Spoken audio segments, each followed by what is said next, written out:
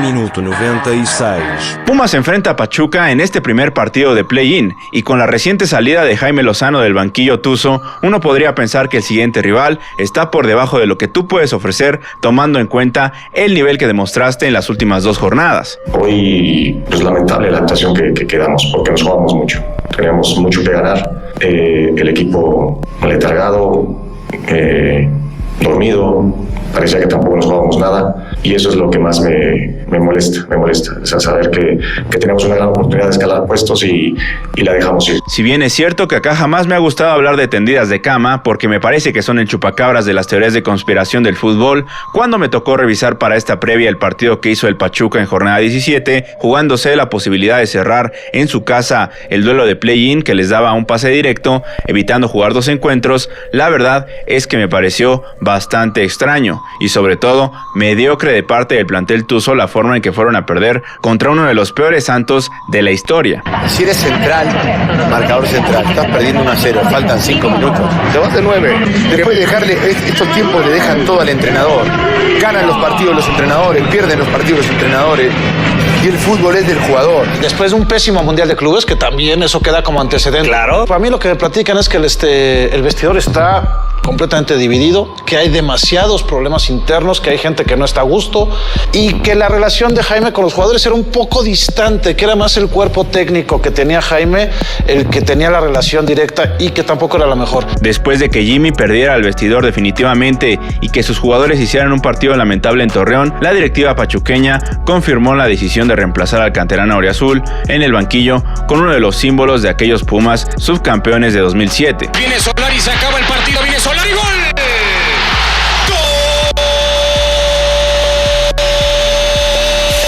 Esteban Solari, el tipo que dio todo en aquella final en Cancún, que hizo 25 goles en 40 partidos en esta institución y que por supuesto guarda muy buenos recuerdos de Pumas, está de vuelta en el fútbol mexicano. Y la verdad que para mí es un orgullo y una gran responsabilidad estar al frente de este proyecto. Bueno, por otro lado, lo dicho, ¿no?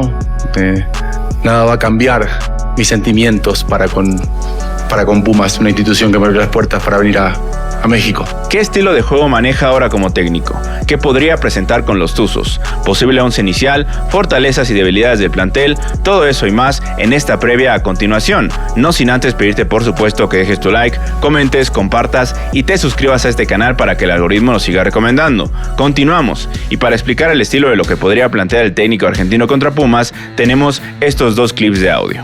Lo que uno como entrenador quiere es un equipo del cual su afición se sienta orgulloso. En la parte táctica, evidentemente el tiempo no es mucho para trabajar. A futuro sí, tengo una idea del juego muy clara. Me gusta ser evidentemente un equipo compacto, ofensivo, que recupera rápido el balón, que trata de jugar en el campo rival, pero también un equipo que sabe entender los momentos del partido. Es verdad que el fútbol de hoy está más basado en roles. No, está más basado en roles que en posiciones, ¿no? Ahora, cuando vos llegas a un equipo, evidentemente tenés que ir dándole una estructura donde se puedan apoyar los jugadores. Con esto podemos concluir que es un técnico Solari que entiende el juego desde una idea libre. No se apega a esquemas definidos, sino a roles específicos de cada jugador. Juego de presión alta, ofensivo, recuperación rápida tras pérdida y sobre todo entender el momento del partido. Algo que estoy seguro va a ser clave en el duelo de este jueves. Y para explicar esto, vamos a escuchar otro audio. Me voy, ya me fui. Me la devuelven y ya piqué. Porque una de las bases del contragolpe recupero. Y toco y corro al espacio. ¿Para qué tengo espacio de atrás? ¿Para qué no hago ir a eso? Después, en fase de ataque nos gusta hablar de mucho de nosotros con Mati hablamos mucho de tocar y correr. Es un principio de nuestro juego. Como podemos apreciar, en su primera práctica al mando de los Tuzos, el técnico argentino, además de pedirle a sus futbolistas que toquen y se muevan, le da prioridad al contragolpe. Vamos a ver seguramente un partido que se va a cerrar conforme avance el tiempo, y será clave que se pueda contener la contra de los Tuzos. Ya sabemos, seguramente orquestada por Quiñones o el mismo Idrissi. En cuestiones prácticas, por otro lado, si hay que hablar de esquemas tácticos específicos habituales en el Tano Solari, cuando dirigió al Everton de Chile, donde donde llegó a conseguir un boleto a la Sudamericana, además de dirigir a Bauerman, hoy parte del plantel del Pachuca, utilizaba habitualmente un parado táctico de 4-4-2 o el mismo de Efraín 4-2-3-1, además de tener en algunas ocasiones el 3-4-3 como la opción más agresiva para ir por un resultado. Como vemos en pantalla, estas triangulaciones por la banda también son claves para sus equipos, con algún carrilero más un mediocampista y un extremo que pica al espacio. Todo su sistema se basa en encontrar ese momento justo para ir al espacio. Ya en términos defensivos, como dijo también en su presentación, su idea es mantener un bloque compacto de jugadores que cierren espacios, quizás muy parecido a cómo se cierra Efraín cuando tiene que tener más control o mantener un resultado. Por lo que yo considero que sobre el papel vamos a tener un duelo de estilos similares, muy peleado, con una media cancha que va a estar saturada de jugadores y sobre todo una tensión constante porque a los futbolistas defensivos de Pumas les complican mucho los equipos que llegan a jugarles buscando pases filtrados a las espaldas. Como siempre, Benevendo tendrá mucho trabajo, Monroy lo mismo si es que Angulo no está y los centrales por supuesto. Pero vamos con el 11 inicial para no especular de más y en la portería seguramente estará Carlos Moreno como indiscutible. Ya hemos tenido la oportunidad de hablar de él, de cómo evolucionó en confianza, aunque últimamente se ha equivocado igual que en sus inicios. Cuidado porque si anda bien salva la noche de su equipo, pero si anda mal por ahí se vuelve un pollo Saldívar para los Tuzos. Seguramente estaremos luego viendo la línea de 4, conformada por dos centrales de experiencia para evitar arriesgar en el debut, como son Bauerman, ya dirigido como decíamos en el pasado por Solari en Chile, además de Barreto. Dos futbolistas diferentes en cuanto a características físicas. El brasileño de casi 1.90 es más de mantener su posición e ir al ataque en tiros de esquina para aprovechar su físico y ser un primer pase de salida más seguro, mientras que Barreto es un futbolista de garra, esfuerzo físico, técnica no tan destacable y una estatura de 1.83 que quizás no es la más alta para un central, pero le da para tener esa agilidad que su estilo de mucha entrega le exige. Por las laterales, Brian García ha sido habitual en el proceso de Jaime Lozano y considero que no le van a quitar el puesto para el primer juego de Solari. Es un jugador que utiliza demasiado su pierna derecha, va al frente también, quizás descuidando su costado por momentos, además de tener recorrido de ida y vuelta constante, que seguro será clave porque Solari le pide demasiado movimiento al espacio a sus jugadores. Aceves es el que se perfila para ir por la lateral contraria para mí, pues a comparación de la otra opción Berlanga, este tiene más experiencia, mejor idea para ofender, manda buenos centros y aunque no es tan defensivo, me parece que se podría adaptar a la idea que prevemos de Solari en este inicio de su proceso, sin dejar de decir que por ahí tendrían en la banca al Chaca, que es un hombre de experiencia, mucha más experiencia, no descartable para iniciar como titular, pero sí con algunas carencias ya a velocidad. Por el centro del campo, los dos más cercanos a la línea defensiva podrían ser primero el inamovible Bautista, que en alguna previa hace tiempo hablamos maravillas de él por el potencial ofensivo y técnica exquisita que manejaba en sus inicios, pero con el rol que se le ha dado más de construcción de juego ahora, se mantiene un poco más en el centro, siendo ese enlace perfecto, más discreto, con los más adelantados que él y la defensa, que además tiene la energía para pelear balones en media cancha. Su compañero más clavado abajo podría ser el portugués Carvalho, como ese hombre de seguridad, experiencia y buena técnica, o el mismo Pedraza, que ha crecido también en términos defensivos, pero yo considero que si lo llega a utilizar Solari será para plantearte un duelo en medio campo de ida y vuelta muy ofensivo y ojo, porque desde el 11 inicial se podría ver la intención clara del técnico rival en el arranque del partido. Los tres del frente serán Luis Quiñones, Idrissi y por supuesto el aspirante Víctor Guzmán. Una terna de futbolistas que no necesita una descripción, aunque uno de ellos necesita varias líneas, pero no es la idea.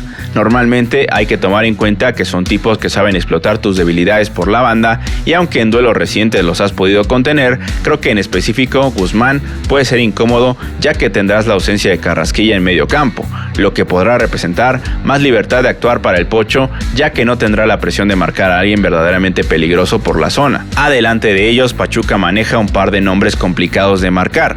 John Der Cádiz, un delantero poco valorado en la liga, pero efectivo, de buen físico para competir por arriba y gran aceleración. Y por otro lado, el deudor alimenticio asqueroso de Ener Valencia, que es otro de los miles de padres que le salieron a Pumas, en ese sentido por aquella dolorosa eliminación en cuartos de final de la liguilla en 2014, donde te hizo 3 goles en CU, jugando para los Tuzos precisamente. Hoy ya no es el jovial que recorría por todo el frente del ataque, pero sí es una leyenda de su país, con goles en Copas del Mundo y gran presencia física más experiencia que lo hacen un tipo letal de cara al marco. Y ahora, como siempre, vamos a revisar los últimos goles tanto a favor como en contra del rival, no para entender cómo funciona su esquema porque ya no está Lozano, sino para ver por qué terminó tan abruptamente la gestión del técnico mexicano y cómo llegan exactamente los jugadores en sí. Y empezamos por su duelo ante Toluca, primero con una jugada que es mucho mérito del trabajo en pelota parada de Mohamed, que le clavó cerca a 2 jugadores a Barreto con toda la intención al saber que lo suyo no es precisamente defender por arriba. Gallardo, que sí tiene esa virtud, aprovecha y pone el primero de la noche con una salida de Moreno lamentable. Dijimos por supuesto que el arquero de Pachuca ha sabido reponerse al inicio de su carrera, donde cometía estos errores habitualmente, pero no por ello es que los haya dejado de hacer de vez en cuando. Luego, más adelante en ese partido, vino una pérdida lamentable de Carvalho, que llegó seguramente con la etiqueta de solución, pero no se ha encontrado del todo, y acá la forma en que le sacan la posesión es prueba de su nivel. Recuperan los Diablos entonces con esa presión, triangulan y es un gol fácil de Paulinho para poner un 2-0 que parecía encaminado a una goleada, que increíblemente no se consumó porque el equipo de Lozano en ese entonces mantuvo la calma y en el minuto 45 apareció Ener Valencia para hacer un golazo de otro partido, que luego vino a convertir en un doblete para la segunda mitad, después de que Luis Quiñones, con gran oficio, se fuera al ataque por su banda, retuviera en el área de los Diablos y recibiera una falta bastante torpe de la defensa local. Penal cobrado por Ener Valencia y los Tuzos rescataban un punto. Lo que pasó en sus últimas 3 derrotas, por ejemplo, es también de analizar. Primero contra Tigres, donde Bruneta pone una pelota pegada al poste que sorteó la barrera tusa para la reacción tardía de Moreno. Golazo del argentino, que después tuvo que venir Robert Kennedy para empatarlo con una gran jugada donde aprovechó su potencia y después dejó en el piso a Nahuel.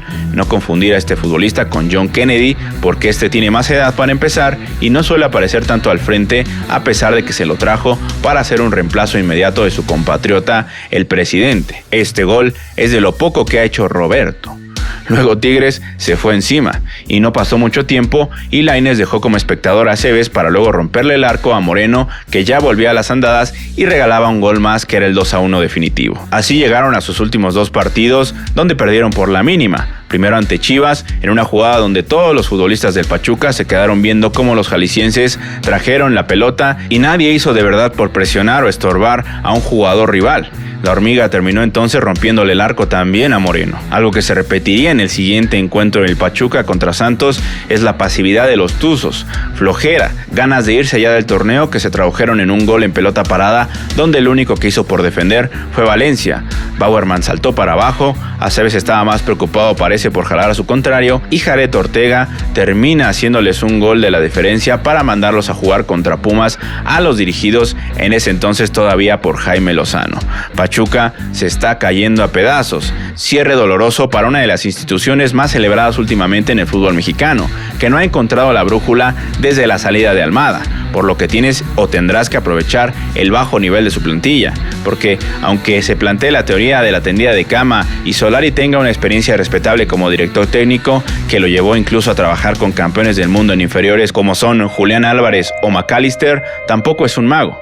Y no le va a cambiar la cara completamente a un club que estaba en el hoyo antes de la fecha FIFA, y la exigencia para Pumas entonces al menos tendría que ser competir muy bien y ganar por supuesto este duelo en una cancha que se te ha dado bien la mayor parte del tiempo estos últimos años.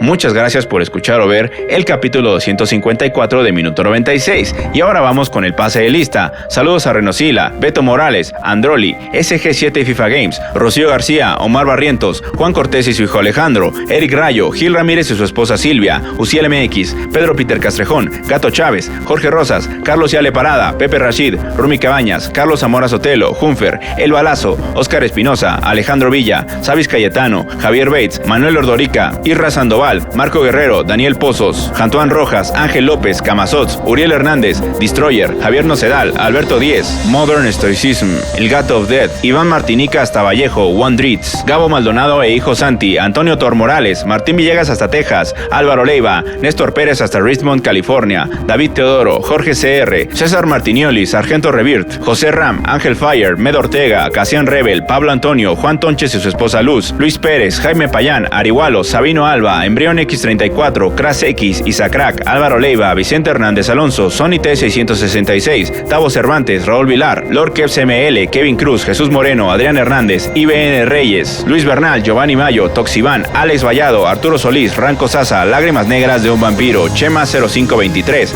Emanuel Camacho Hurtado, Felipe Serrano, Gabriel Ramos, Roberto Bryan Gallardo Ayala, Nico y su hijo Nico 30 hasta Oriangato, Daniel Sánchez, Manuel Aguileta, Alejandro Gómez, Ramón Martínez, Oma BR, Luis Pinilla, Rodrigo Gamboa, Manuel Ríos, Artur Hernández, Yaret Play, Alejandro Ríos, Jonathan Rivera, León López, Luis Domínguez, Sueño Estelar, Luis Aníbal Bárcenas, Alex Horna, Alberto Pot y Enrique Colín, su esposa Tere e hijo Julio. Muchas gracias a todas y todos por escribir. Yo soy Jorge del 96 y nos vemos el próximo episodio. Gracias.